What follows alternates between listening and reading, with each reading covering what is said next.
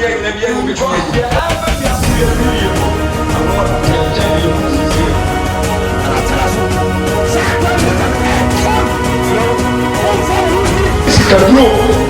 let us have a moment and what that is same place. Who's a mention?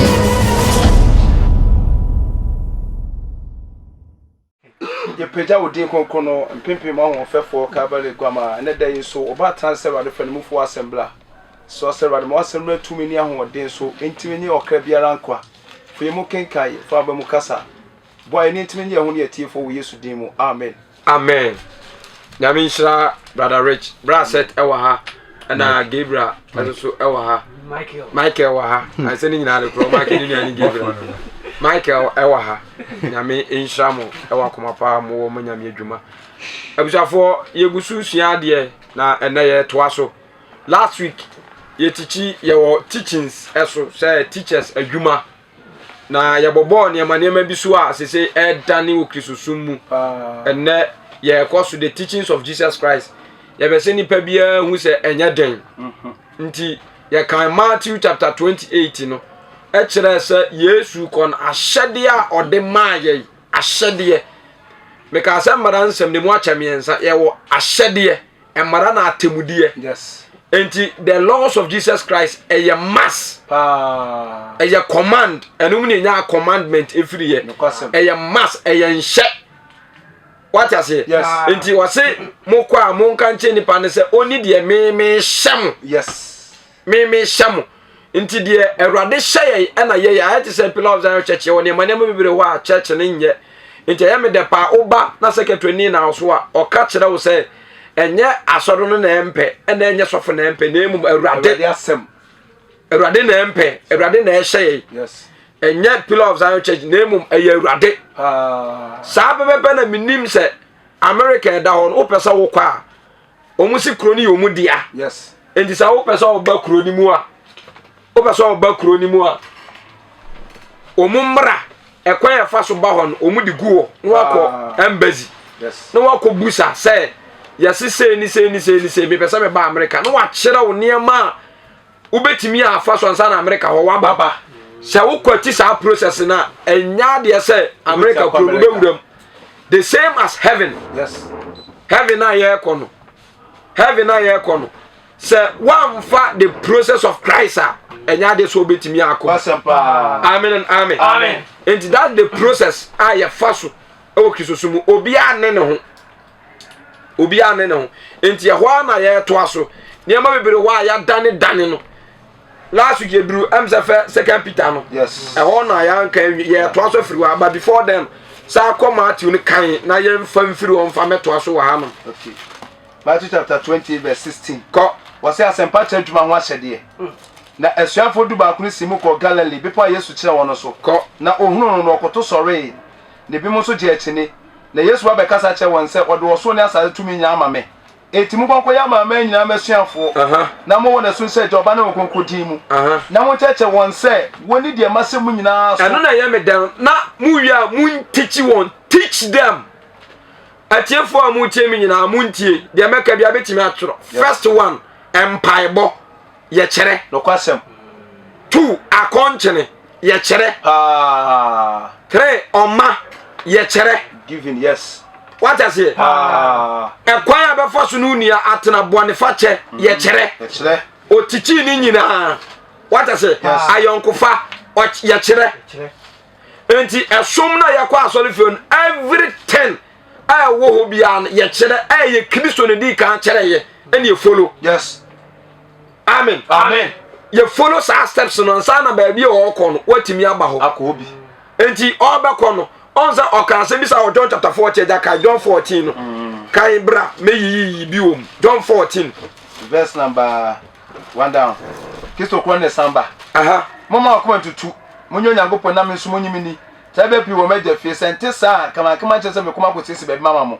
na se me konam kotesi be mama meba biu na mafuma komi ya me nchen na de me wono mo soma ba ho na fa akwa mewe ko no munim kwan no Thomas no se Awurade ye nim fa akwa we ko na be de ne betia hunu kwan no Jesus said no say me ne kwan no kwan no full stop o se me ni de kwan no first no kura ene nkwa obi meja ne nkyɛn so that nature say Christ no ni way na ye fa so akwa he fa heaven no kwasem enti saa akwa na enamu no enum na ye kyerɛkyerɛ nneɛma a ɔpɛ ɛne nneɛma a wɔnyɛ de ɔmpɛ yes 2 Osaba verse 13 verse number 13 was say na bibia mbasira no medin mu no ɛno na mɛyɔ kɔ na ɛgya na nyɛ nyam ɔba ne mu kɔ sɛ mo sɛ bibi medin mu a me de mɛyɔ twa so sɛ mo dɔm ya mo ni masɛdeɛ so verse 15 ɔsɛ sɛ mo dɔm ya mo ni deɛ masɛdeɛ so san asɛdeɛ na se ɛno na ɔka na Matthew sɛ yɛ kɔ preachi a yɛn kan kyɛ nipa sɛ ɔmo ni deɛ bɛyɛ asɛdeɛ yes deɛ ɔno ɛhyɛw yes what I say the Christ ɛhyɛw ɛnyɛ deɛ mi emo so me hyɛw ɛnyɛ deɛ wo sɔfo hyɛw ɛnyɛ deɛ wo asɔre hyɛw yes tina da bia metena me pacha wo kasa asɛm ne sɛ aya momo yɛmfa me church ɛne me sɔfo ɛnyɛ da ɛnto nkyɛn no kwasem me church ɛne me sɔfo no wudi ka de to nkyɛn a ɛno na betimi aboa wo afei no wa base on Bible. What does the Bible says? Bible so ɛno ne adi nya nkwagye yes because quotation me kan bi yam shimi wadi sam say waseda no ma hu asole dan bia ɛwɔ hɔ Awurade wonim pillar of Zion church dabi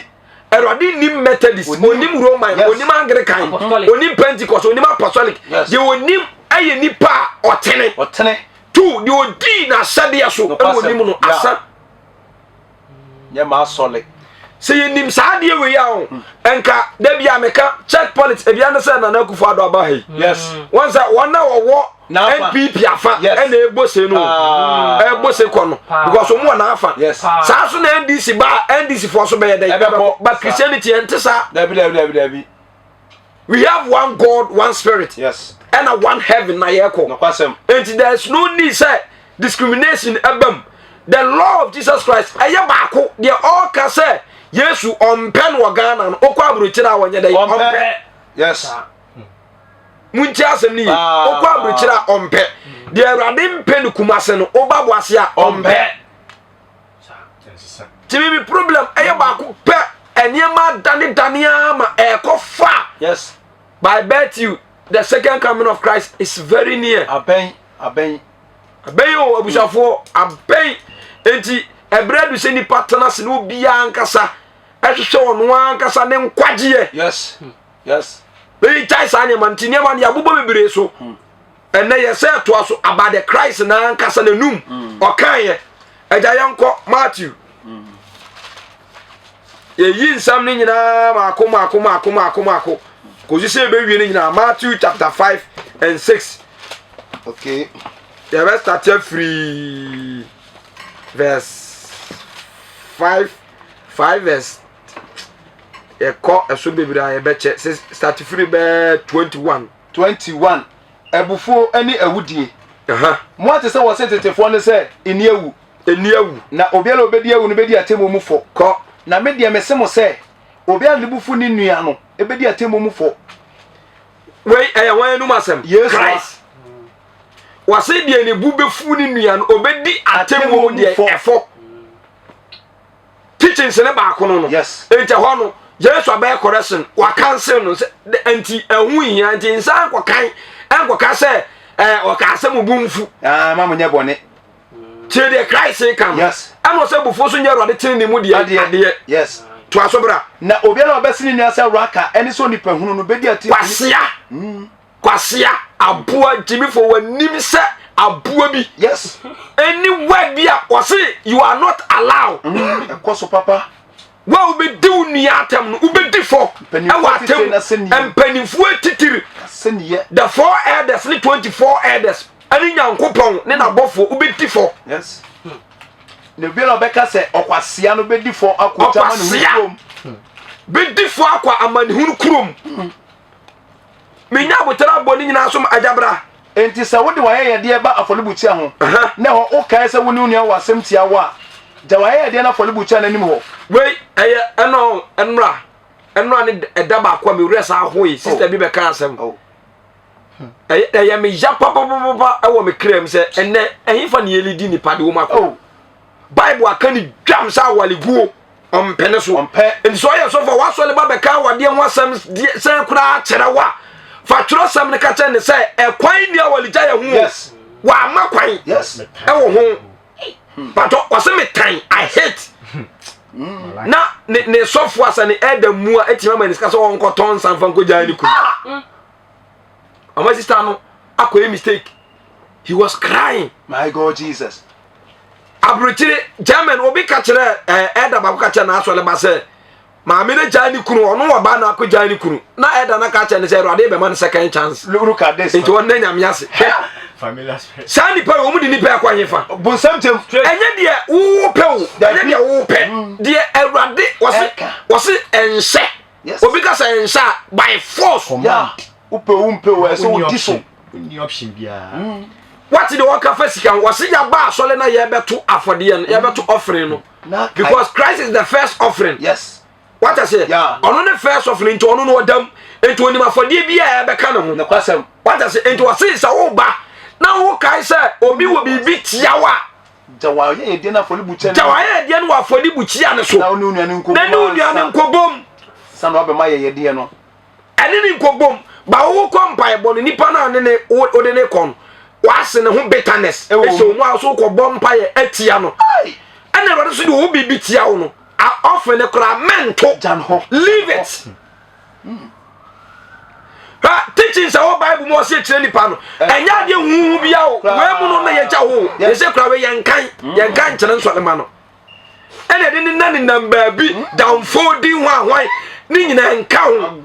dear Christ can any was it when I tell me and was said say there on the mepe when the bit me about heavy when I tell me say me pay fool kwasiasia ununia wa someone and me jina menim yes so until find your born in China also me slap on the factor tell the members I principles was this a one to for nuya and fun so I'm free now. Usuda jasu intimi mfa wo de enche wo da. Na tesa me man fa rich boni ya ncha na. Me ba so le ma me mom pa se Ruade so fa me boni ya. Enche me. Anu no se chira no teach no. Teach. Now we are onye dey oni so. Yes. Aya simple. We are there fufuro bia. Debi. Nya de fufuro bia bio. Chira nipa no. Enti say ye de two ye de kwa average a busa say offering do nipa na ya aka 10 years dia efie na mutim na wantwi we ho asem so tirim ade bia akwa aso no me kan di dwoma che so offering na wato ni nyina eye kwa because waka kire so say wo kai say obi wo bibi tia wa jafode no e wo afode bu chia so na ni nkobom ansa na dia betum yes Ruade wo mpe usika no debi wo kra no pe nye usika na dia betum ope wo nkwade ento ase kwaye nkwaje ne ho adwuma wie yes ansa na wi obeto offering because enye offering nti ena offering se bra so na so ohia tela so kina me ka no asole se mo ma asole ya gese ya pam cho no me pam cho bebi de be ya wo se wo offering na wo beto ama mi nti enti na me pam cho na so offering ne nyame dia yes wo nkwaje nti na ya front wo ba ya mfre obiem yes na se dani duru ho na ye biem ejanim e jani cheraw na fa ye bie awotefo ku no so tima afa be patch o say Ruade had I know na ye late sa time ka be nya na ka da bi o sa ne ma be gu asole dem so na ye late be da hompo mama kai mami 25 o say woni ukroboni wo kwa so no woni ni momu ntem na da bi ukroboni na anyi wan so temufo nsa na temufo na anyi wan se osomfo nsa na wanfa wankoto afiase no kra mesem se umfiri ho just what you obey be catch na answer 27 I will say waka say much so waka say inside there awade na me die me sem na me die afemu tie de Jesus so ka when na me emo so say me teach me nso alema de Yesu aka eye wo se na me Kristo de America ne say obiara o hwe oba na ne kondon obia o hwe oba na ne kondon no already no afa na kondon ya bubu for my doso wafam set ya wo dada that was so say that's when nifa to sinti dia tu na se wani nifa to sinti dia Yesu asemo kan nyina we emodu papa ha metifia na me kan me dwona mu se ene Yesu enkwade ho masa say the papa ni si value no na no odi yo papa go kai sa potential we be ka kire o say the one time the cra yes the one time ne maame ne papa ne yire oda ne kukum ne ma also do no ani mu gira ono ani mu kan ho first second saa watan na me be check ye hunu say wose say won sa ba ko a twa na me bu sa won sa wu twa eye painful na nsa nye painful ya papa ana wo tiro say woni mienu afura na nya heaven ko a eye better na tiro say baby kro na ye fro bu nsam gem enya bia papa o enti ade bia betumi aya beje o kra afiri o se ye dai yeah because at the say the work ka ho na ye tun wura no o ma so nan so mo pon nan bible no be so tell say twa nan na ma bu nsam gya no na wo be sene ko mo ta say the say the work lo ku baby na ya yiro nsa say ye nyaawo na ye kire wo I say wo de ye mfa shoes I take example akonfo be chime no ma so me shoe ma e dey na o say me romo no be dey romo into be so tell say wo boni wiase so wo nsa bo nsam de mo akọ ba no ma to say bra back ni ya yiro wo nsa toma wo mo never seen ko heaven love tell us what because sa bia ne nya bia papa enti sa wo nsa ka wa na ye dey masa yesu nsam no kan emu oduo we no se ye nkire nsolema no mu ni so tuto twene ento bi bebusa ho question se so nti se ne meyire aye me nsam nkum na etutuntiri a mincha minim sa mu bebusa pe mu bebusa pe ha o aja sa question we enye wadi do bebusa me minim sa mu bebusa so pe because enu aja awade munzam do so obi si so oba obedam so bible nko tesi bien wa metimi die ja wa gogo jai sha na wo tete wa boni ablo so be jaya wase ene menwale biem tu unwale biem so ahwe na okon ano oba bia da hwe na okon ano ba ma bia so da oti ene on so di kaka se wo hwe na okon do no so awafa na ene yanko eja mutie niye yesu anum asam ne yakenka na ja to aso wase na eyama wo se wo akwa ba ku besai no afọ ni pedua nya nkoto amani krom amani hunu krom yesu de bia woka bonsam ja obodi amani hunu ekrom ye krom wo enya bia papa wo odi diablo no odi munni nsole nachi grudi so wabaje o kasa na asema na me de so odi munni asofo nachi ene ya na ya me dan no munni asofo nachi odi di ma asole me ye sofo panyi waka asem bi edamitirim oso wura Zion dan mu a ye busa sa hwan ntirini ni anu apagya ne nsa ono nko a oso uji hudi a oso pagya ebi so onim ne ho esene wo na tira sa wo sofo panyi no okobu ne de yi na kwanta oso so kobu de yi so de ento onu wadi ka dwene sa wo so de na oso dwene fast eja to aso verse 30 na so nsani fa tu sinti du atwa na tu firi ho twene na yema wo se ho akwam ba ko besai no afo ni padua nya nkoto amanu krom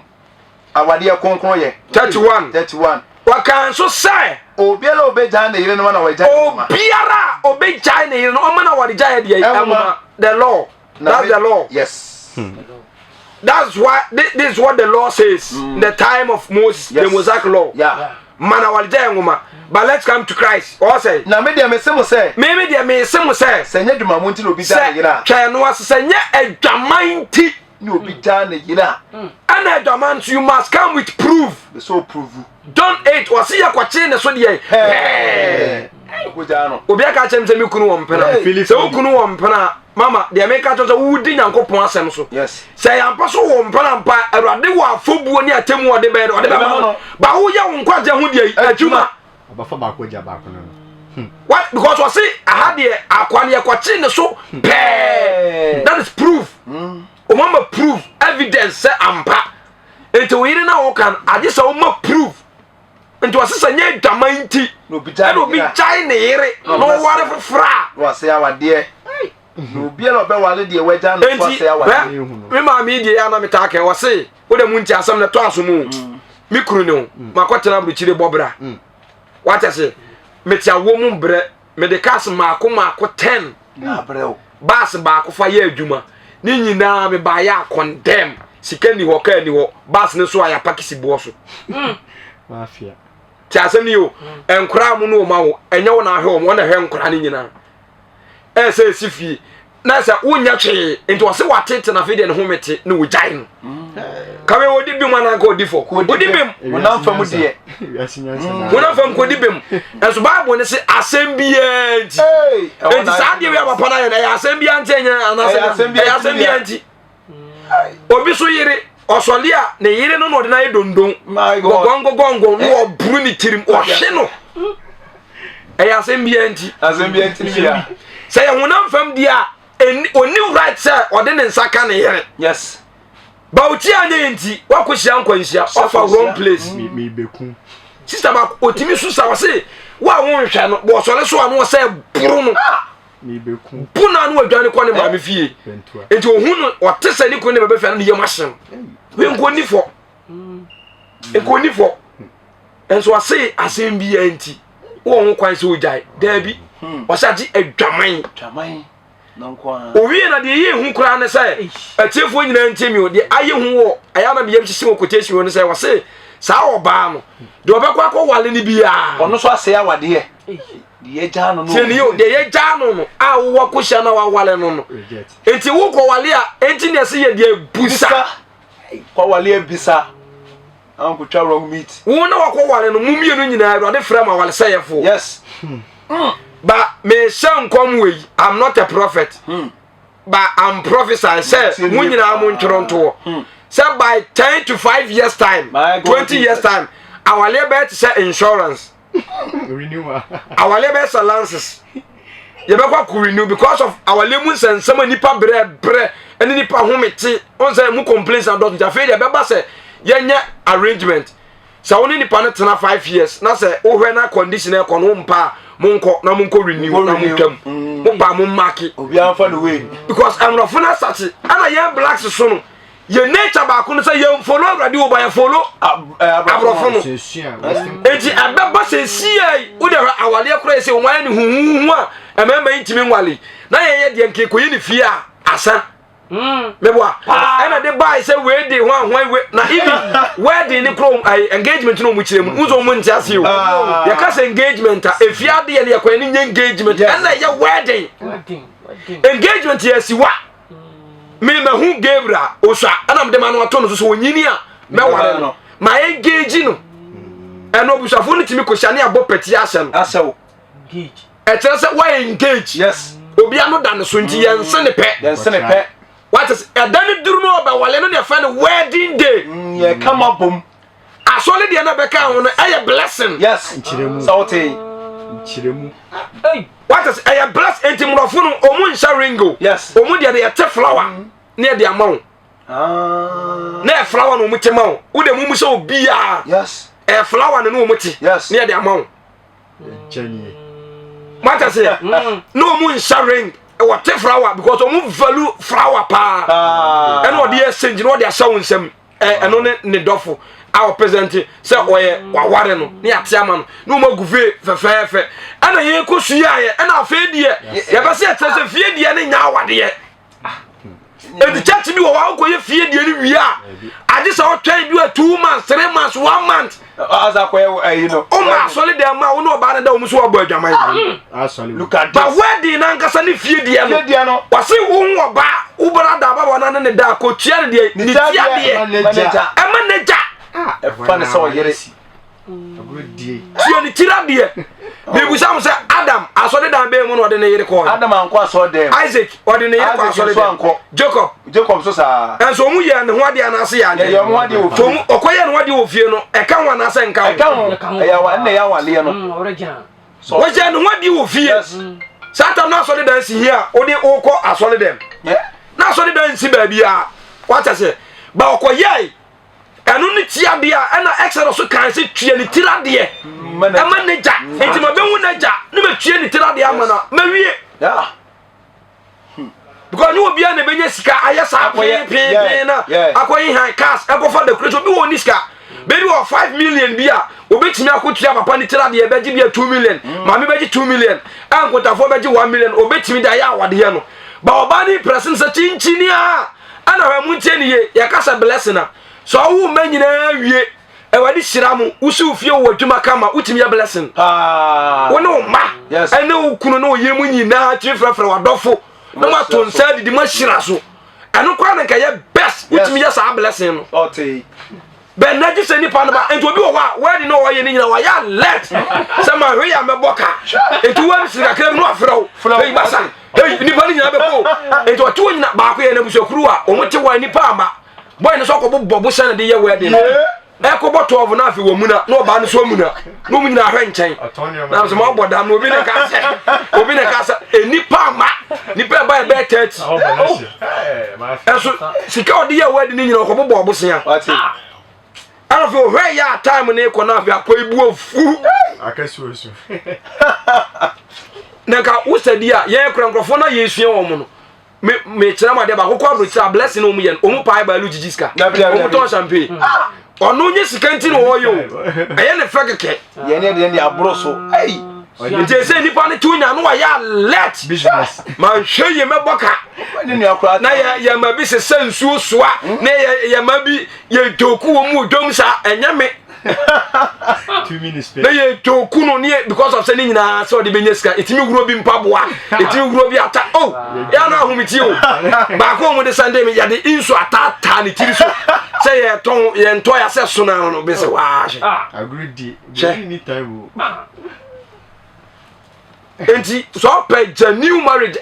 wedding efie de na etue tra no wa wale say dem ko nse say Vivian de ne papa ne na hemfo mu nyina twa hia yes o ma gitira de eno no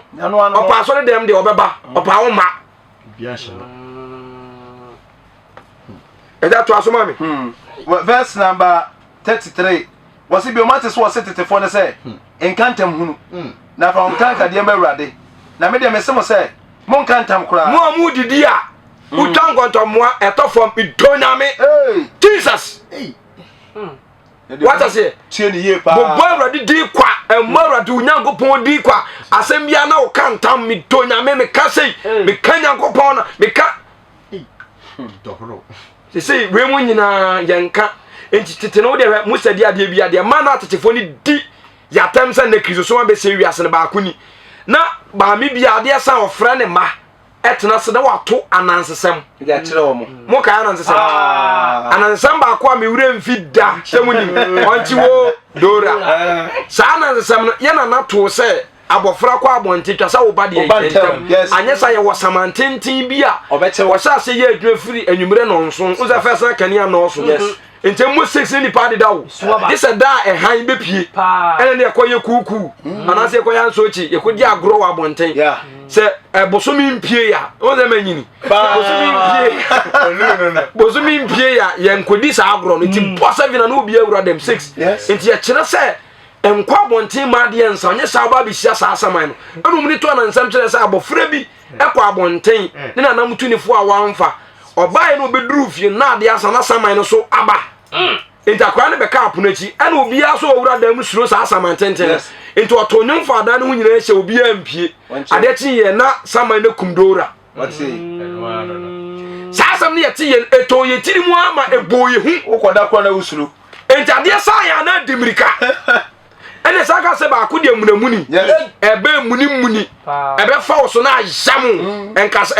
ankure enkas etwetwa ho nyina enso ye hu bi da be sinde enso ye gidi gronkwa gidi ewu ye sa asam no ye na nam kan ma ye fai yes tu o mu ka tere se wu dwale a na wo tonyum wo kasa wa no be chia yes umame bewu enye bi umami bewu yes enye bibia ntie ono mu mpesa wu dwale abekasa masamina huru akwo nu wonderful for that time na ayiwe samira papa wani amonche ene don sa don no so ko wonu ma killer ebekun ebepraw ente don ene jobo muni jobo azuma bro aja wani azuma bro ene afare jobo ene alata samina ente ko wonu ma be prenti ya ka tro sa wu dwale a enkasanto no what I say na ye de atu etirim ya fai